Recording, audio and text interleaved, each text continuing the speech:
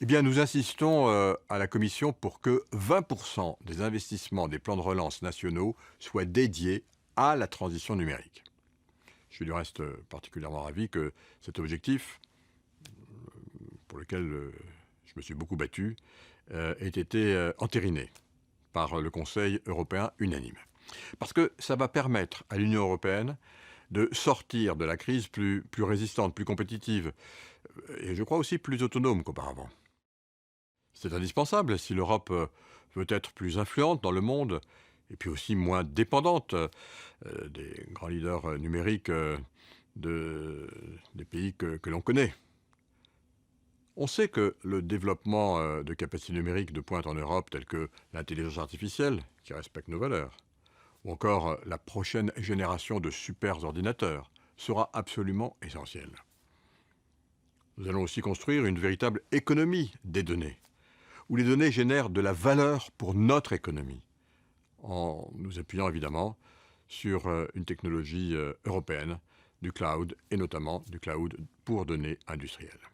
Et nous n'oublions pas que l'intégrité de notre infrastructure numérique est une condition absolument indispensable et préalable à notre souveraineté numérique. C'est pourquoi nous devons aussi concentrer nos investissements sur la connectivité sécurisée, sur l'expansion de la 5G, dans la future 6G, et puis aussi, bien entendu, dans le déploiement de la fibre optique.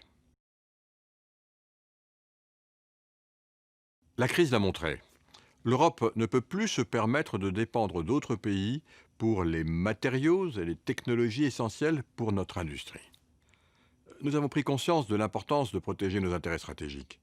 Il ne s'agit pas de nous isoler, bien entendu, mais au contraire d'avoir le choix, d'avoir des alternatives. Et pour ce faire, nous devons travailler ensemble, en collaboration, avec l'industrie, les autorités nationales et au fond toutes les parties prenantes, toutes les parties concernées, et puis aussi, bien entendu, nous coordonner ensemble en faisant en sorte que nos investissements aillent dans le sens de notre ambition.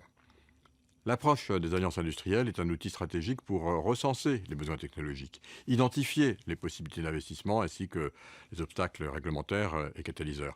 Une telle approche a déjà fait ses preuves, et vous l'avez vu, pour les batteries par exemple. Une alliance européenne pour un hydrogène propre a aussi été lancée il y a quelques semaines. Nous travaillons également en étroite collaboration avec tous les États membres pour lancer des projets d'investissement coordonnés, appelés PIAC, ce qui veut dire projets importants d'intérêt commun, dans des domaines que nous identifions comme stratégiques.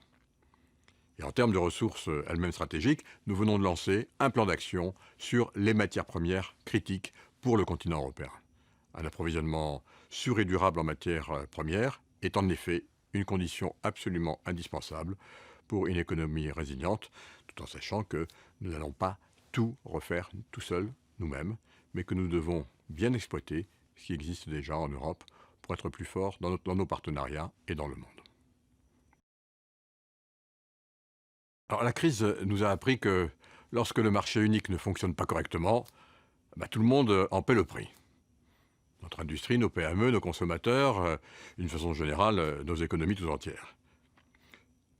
Et dans ce sens, au cours des derniers mois, j'ai personnellement passé, je tiens à vous le rappeler, beaucoup de temps, en particulier au téléphone, en vidéo, avec les États membres, pour préserver notre marché unique et trouver des solutions concrètes, harmonisées, face aux différentes restrictions nationales qui avaient été mises en place, il faut bien le dire, au lendemain de la crise, et que je me suis efforcé à lever une par une.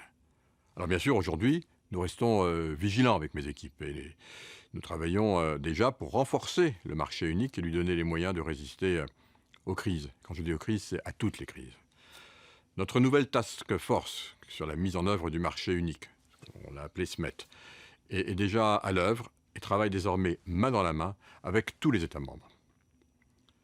Alors préserver, renforcer mais aussi moderniser notre marché, c'est évidemment notre ambition.